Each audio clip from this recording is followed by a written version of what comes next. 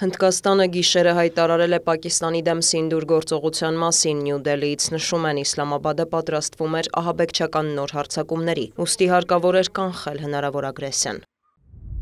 Հնդկաստանը հարվածել է Պակիստանում Ջամմու և Քաշմիրում Պակիստանի օկուպացրած հատվածում գտնվող ահաբեկչական ենթակառուցվածքներին։ Ընդհանուր առմամբ թիրախավորվել է 9 վայր, գործողությունները եղել են համաչափ և ուղղված չէին էսկալացիային։ Հնդկաստանը զսպվածություն է ցուցաբերել թիրախների ընտրության և մեթոդների հարցում։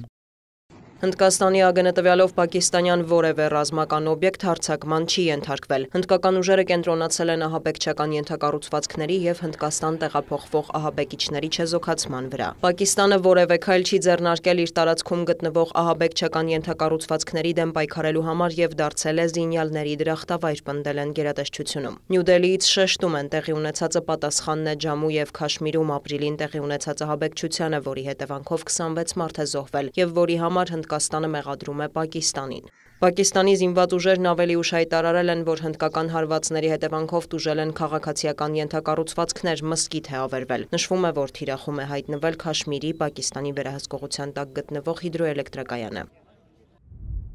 Թշնամին հարվածել է պակիստանյան 5 վայրի։ Մենք իրավունք ենք վերապահում պատշաճ արձագանք տալու, արդեն պատասխանում ենք։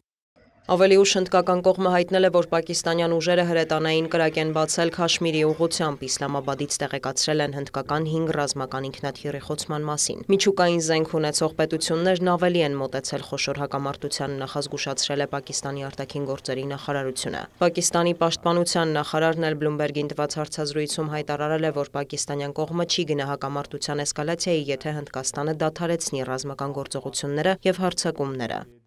Փոխադարձ հարվածների հետևանքով կան զոհեր։ Պակիստանի զինված ուժերի պնդմամբ առնվազն 31 քաղաքացի է զոհվել, վիրավորվել է 46 անձ։ Հնդկաստանի բանակից էլ հայտնել են, որ Քաշմիրում պակիստանյան զորքերի կրակոցների հետևանքով 7 խաղաղ բնակիչ է զոհվել, 38 հոգի վիրավորվել։ Միջազգային հանրությունն արձագանքել է տեղի ունեցածին, կոչ անելով Նյու Դելիին և Իսլամաբադին զսպվածություն ցուցաբերել։ Սա խայտառակություն է։ Նրանք երկար ժամանակ է կռվում են։ Հուսով եմ, դա շատ արագ կավարտվի։ ԱՄՆ պետքարտուղար Մարկո Ռուբիոն X-ում գրել է, որ ամերիկյան վարչակազմը շփումներ կունենա Հնդկաստանի և Պակիստանի ղեկավարության հետ նպաստելու հակամարտության կարգավորմանը։ Մտահոգված ենք վերահսկողության գծից այն կողմ և Պակիստանի հետ միջազգային սահմանի երկայնքով Հնդկաստանի ռազմական գործողությունների կապակցությամբ։ Աշխարհը չի կարող իրեն թույլ տալ ռազմական բախում Հնդկաստանի և Պակիստանի միջև։ Քաղաքացիներին թիրախավորելը անընդունելի է, մեղավորները պետք է պատժվեն։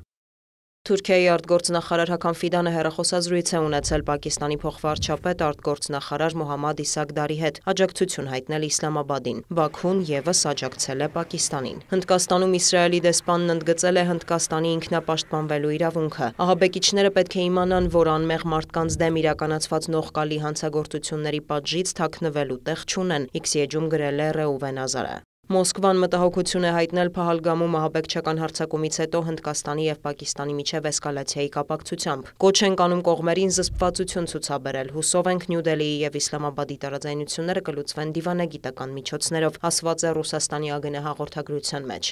Պեկինն էլ հորդորել է Հնդկաստանին և Պակիստանին զերծ մնալ էսկալացիայի տանող գործողություններից և հնարավորություն տալ խաղաղությանը։ Դիանա Գասպարյան, լուրեր։